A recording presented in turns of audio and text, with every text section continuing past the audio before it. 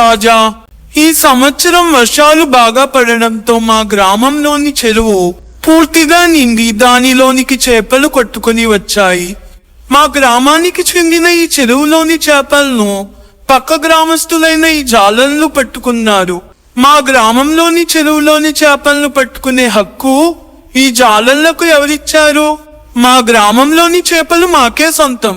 అందుకే ఆ చేపలన్నింటినీ మా గ్రామంలోని వాళ్ళందరికీ పనిచేయాలని చెప్పాం.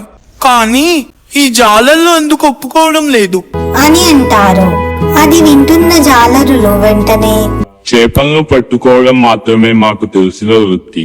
ఎంతో కష్టపడి పట్టుకున్న ఈ చేపల్లో అమ్మగా వచ్చిన డబ్బుతోనే మాకు మరియు మా కుటుంబానికి ఆహారం దొరుకుతుంది. కావాలంటే మళ్ళా ఇలాంటి తప్పు జరగకుండా మళ్ళీ ఆ చెరువులో చేపల్ని పట్టుకోము అని చెప్పాము. యూట్యూబ్ ఛానల్ ను సబ్స్క్రైబ్ చేసుకోండి.